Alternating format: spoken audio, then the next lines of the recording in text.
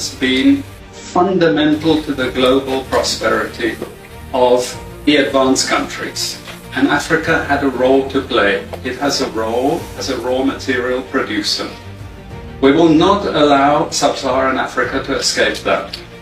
Okay, we do everything to keep sub-Saharan Africa where it is, also impoverished. It's absolutely vital for the prosperity of everyone.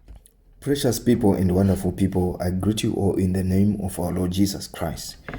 This is Pastor Hamandishe, your prophetic intercessor, your messenger of hope. I'm here with this video that I believe it's very important for us to listen to. I want to put a disclaimer before we watch the rest of the video of the clip that you have just watched before as introduction. Now, in the past, I have shared some videos, 2 videos, with the titles Viewing Africa from Above and the other one, United States of Africa. In those videos, there is information that is related to what I want you to listen. This is what I was trying to put across. The leaders of Africa, some in court, they've let their people down. This is not to say there was no significant change when they came to power. But as I was praying, because I'm one of those who are desiring to see a great move of God in nations of Africa, not only spiritual but also economical revival, as much as we are praying for the revival across Africa, spiritual. So this message came to say, some of the leaders, they have let their people down. As much as they are standing in defense of the resources of Africa, they are not doing justice. And this is the mind of God that I'm going to speak here. As you can see that most of the things that the nations of Africa are enjoying, the infrastructure, the roads and certain things, were built with those colonizers of the past. And when these leaders came into power, they did not do much to improve their nations, but they only talk about defense of their nations. To some, it's not necessarily defense, but they have just jumped a certain wire. They have just jumped a certain game to another game. If Africa has to have that impact and to be a great nation, they must realize that it's not a matter of hating the left and also go to the right. What I'm saying is that we understand that most of the African nations were colonized by the West, and also they were colonized by those who are supposedly to be the West in the European nations, and some from the Americans. But however, most of the Africans who are advocating that we need to stand with our own resources gave much, or they have even took more of the resources out of Africa, more than those who were said they have colonized Africa. They are making deals with new players. For example, I once sent a message to our nation to say, you may run away from a lion, but you'll be going to a leopard. And I want you to understand when I use these examples.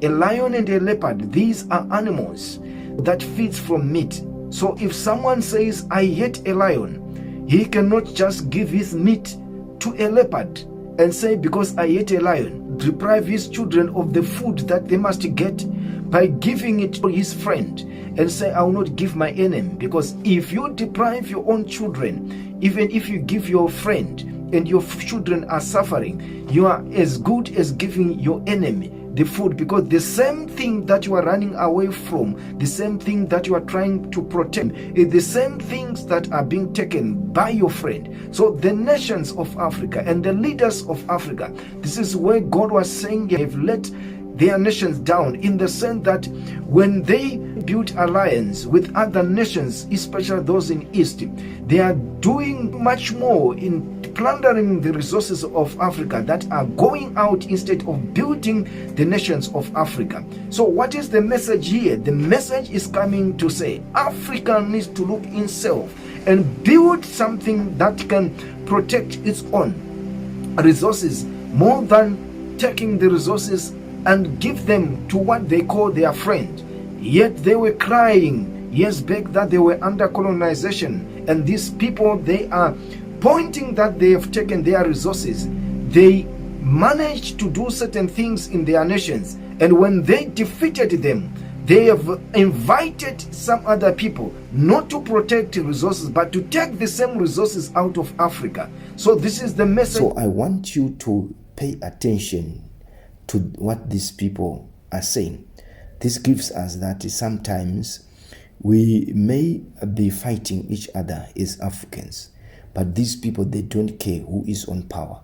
You understand that most of the ruling parties, they accuse, especially the aspiring opposition parties, to say you are the one that are linked or you are friends with these Western countries. But after watching this video, you realize that some who went for a liberation struggle to fight for their own, to fight for their independence, some of the leaders are still there. Some of these parties are still ruling in Africa. But still, the nations are poor. As a result, you see that some of the leaders, they are cooperating with the agenda of these people, making their own nation poor. So it is very important to understand that whether it's opposition, whether it's ruling party, any leader or any party that will also cooperate, giving advantage to these nations, they are not doing justice to the African nations as the resources are going out of Africa, as you shall hear and watch this video. I thought it's very relevant for us, although the video did not mention Zimbabwe per se, where resources, minerals, especially the raw material that is coming out of Africa, they mentioned that they want to make these countries poor. So we are one of those, whether Western, Europeans or Eastern, they are here to just take resources out of Africa. But I want you to listen to this video, then you make conclusions and you realize that sometimes people may accuse those who are aspiring, but not knowing that even those who are believed to be custodians guarding the resources of Africa, some of them are actually be acting in behalf of these nations according to what they are discussing. So people should understand this, that it's neither ruling, it's neither opposition, but it's about who is dancing according to their tune. And they are sure, they are pretty sure, according to this video, that Africa can rise. And this is what they are preventing. For some who are aspiring to be also leaders, they are not necessarily trying to work in behalf of these nations. Some of them are genuinely want to change the status of Africa, but they can be mistaken as those who are friends with these Western, Eastern or European countries, whereas those who are there are also participating in behalf of those who have already put the agenda to make Africa poor. It's very important for us to understand the content of this video and you make your own conclusion.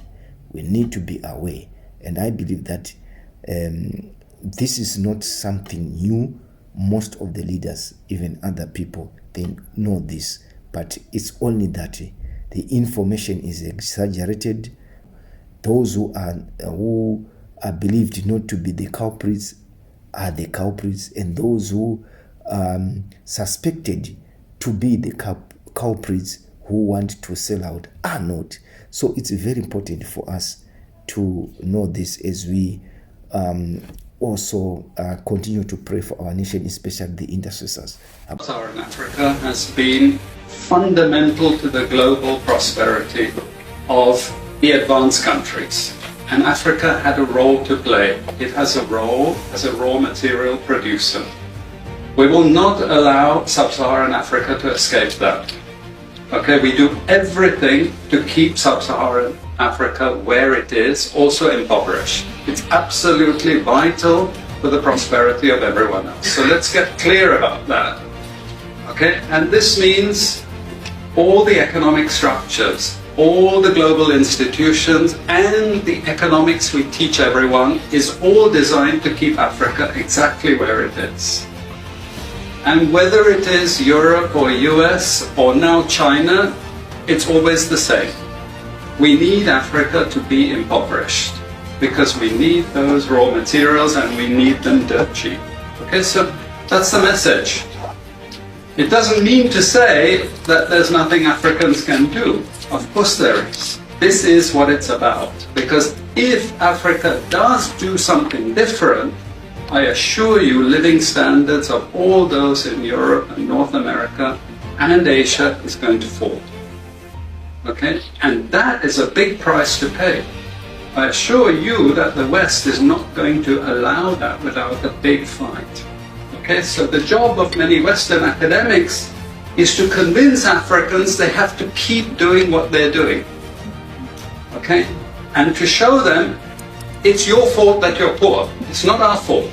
It's your fault that you're poor. You know? So this is what we do in academic institutions. We know the basic forces that have caused this underdevelopment. We know it's colonization. We cannot afford to allow Africa to industrialize and start producing manufactures. Okay, so we will do everything to stop that. And I'm going to show you how we actually block that. We had East Asian rapid industrialization processes.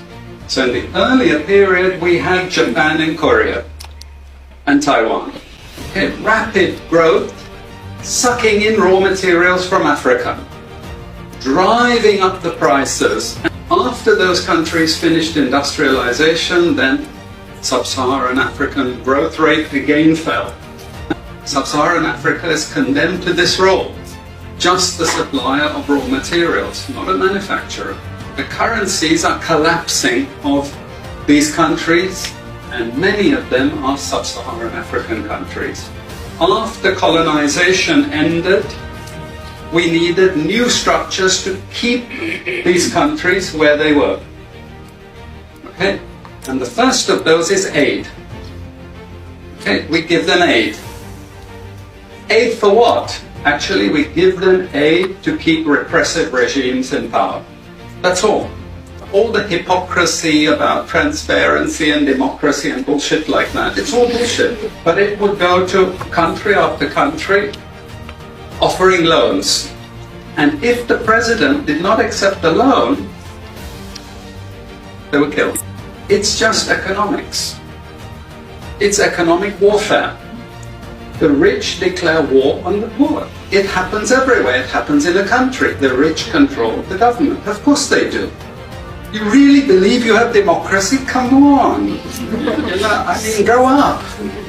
Who has all the subsidies and income support? US, Europe.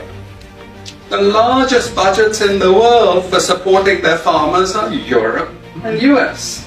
You see, we're keeping them dependent. We're keeping them on a string. This next round of the WTO is designed to block that. To block anyone else getting on top of the ladder. God bless Zimbabwe and God bless Africa. Shalom.